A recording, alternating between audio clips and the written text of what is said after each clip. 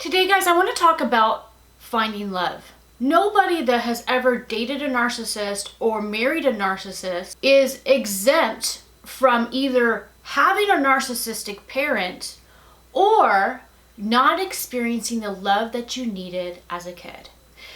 Because a healthy, full, thriving adult that understands what true love is because they were raised in the correct environment doesn't automatically then say, well, I think that I'm just going to be in a relationship without love. So there has to be a reason why that is not normal to you. I did a video a couple of weeks ago and I talked about the different toxic types of love, where either you fall in love with everything that you can give to a person, and your definition of love is how much you can do for that person, or you are dependent, and so you actually fall in love with whatever that person can do for you. Those are toxic types of love. So today, I want to talk to you about the transformation process that you go through when you heal from being a child of a narcissist, not having the love that you needed as a kid, and you go through this process that I always talk about that I took myself through. And some of you have seen, some of my videos talking about how my life has changed, my relationships have changed with men. They're very, very different. And I'm going to talk to you about why that is. What took place inside of me that now I see relationships completely different. First, let's look at what you look like before. So I wrote down some notes here. This is not going to be exhaustive, but I'm going to try my best to give you the nuts and the bolts. And I do want to mention that if you need help with this process, that I have a program that is a group program that I can take you through this whole process of discovering love in your own life. Okay? So let's talk about what you look like before you go through the process of being healed, fully healed. And I'm not just talking about grieving and realizing someone's a narcissist in your life. That's step one. The rest of the process is about transformation. So beforehand, you have emotional unmet childhood needs. This causes you to feel empty in life, and you will often go through relationship to relationship trying to fill that emptiness inside. And it all comes from just point blank. You did not get the emotional love that you needed as a kid. Then we go on to stuck in the cycle of trying to be good enough. You might overachieve because you think subconsciously, someplace in your mind, that by overachieving, you will prove your worth. Or you will underachieve because you want people to take care of you, and people taking care of you is the closest thing that you can find to love in your mind, because you have those unmet childhood needs. You're not your own person. You're controlled by the expectations of others. And whatever they say that you should be, that's what you become, because you don't have any sense of self of who you are. Without realizing it, you push aside your emotions, you don't deal with them, you don't process them. And because you were always told to put a smile on your face and act like everything is wonderful, that's your normal. So you're always stuffing your emotions, or you're not dealing with your emotions, or you don't know how to deal with your emotions. If you had asked me years ago if I dealt with my emotions, I would say yes, I'm in tune with my emotions. I'm an empath. I'm an emotional person. But I didn't have true control of my emotions. I didn't process my emotions. I didn't really, truly, now in hindsight, understand what it meant to process emotions and be in touch with them. And I would not have been able to, I would have called you a liar if you told me that I couldn't process my emotions. So that's how completely different I am now. You believe the negative messages that the parent in your life told you, the narcissist, whoever it was that has caused abuse or not given you love, you believe these negative messages that were spoken to you. And they are ingrained inside of you. That's when that inner critic comes out, where you're super critical of yourself or you're super critical of other people. It's those toxic messages that were spoken to you at some point in your childhood that are coming to haunt you. The next is you may be narcissistically impaired. And this means is that you're not a narcissist, but you learn narcissistic traits. And so if you're raised by a narcissist, like myself, there's a list that you can go down. I had this list that I go down and make sure that I am not living out narcissistic traits. Because the reality is that if I had not chosen to go through healing, I was an empath, 100%, very codependent, without boundaries, and I did live out some of the things that my parents taught me that were narcissistic. And so the thing is, though, is when you are healed and when you go through this process, it's as easy as choosing not to do it, choosing not to believe the toxic misconceptions of reality. Next is you can't self-regulate, give yourself self-assurance, and you experience it like this collapse. Similar to a narcissist experiences the same thing. And it's like if someone comes at you and says something, does something negative, you will collapse. And what is that? That's CPTSD. So it's really just you getting triggered to past abuse. Next is you don't know who you are. You don't know your hobbies, your dreams, your goals, because you went after what you were told to go after. And you built those things out that you were told to build out. And in some cases, maybe you overachieved and broke through some of that, but you were always going after the things that would, somehow make you worthy. And so there needs to be a shift in that, and you need to discover who you are. And that leads me to the last thing I was going to mention is just not developing your talents and your hobbies that, were set aside in childhood. So now we're going to talk about the transformation, because from that state of living this, you're not capable of having a true loving relationship. You're going to either be codependent or you're going to be dependent. You don't have the capability at this point to be interdependent with somebody, to connect with them just on an emotional level, and your relationship be two people that are going through life together, choosing to do life together because they have an emotional connection. It has absolutely nothing to do with external stuff.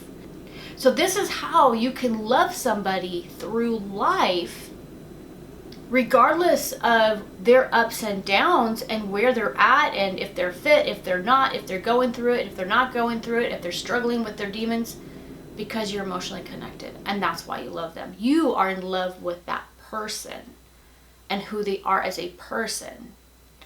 And so let's go through this transformation process. And I'm going to talk to you about what happens when you start to go through this process of healing. So I have talked so much about the grieving process and realizing that somebody in your life is a narcissist, maybe your parent, maybe somebody you loved. That is absolutely the first step.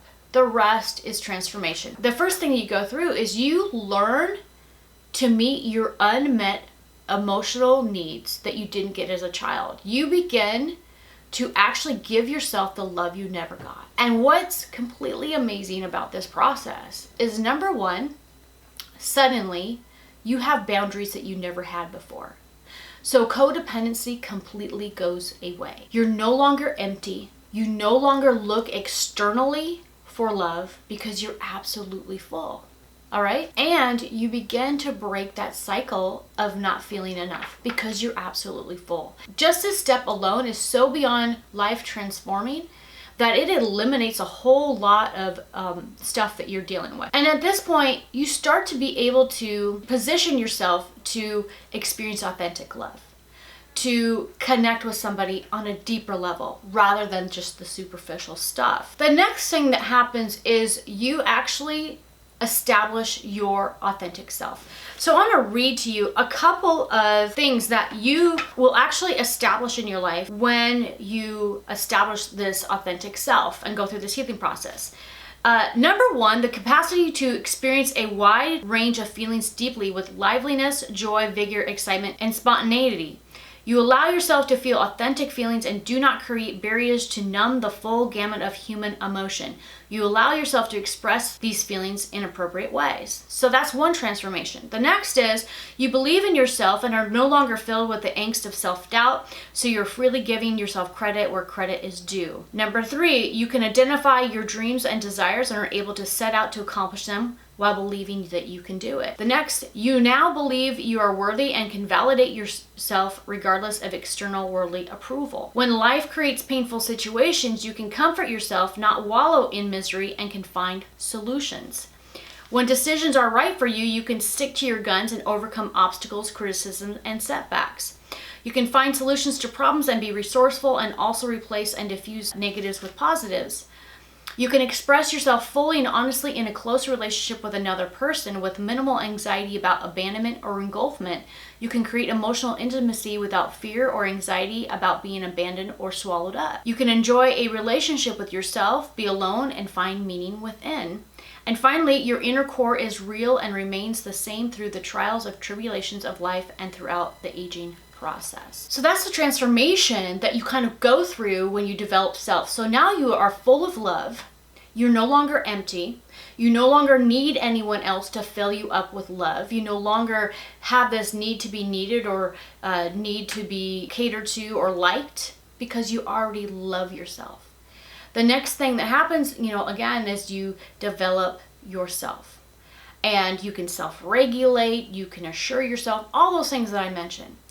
The next is learning emotions, and I want to talk about this, and I kind of listed that in the discovering self. But as you go deeper and deeper into emotions and mindfulness in your emotions, the more comfortable you become with. You begin to become comfortable with the dark parts of you as much as the good parts about you.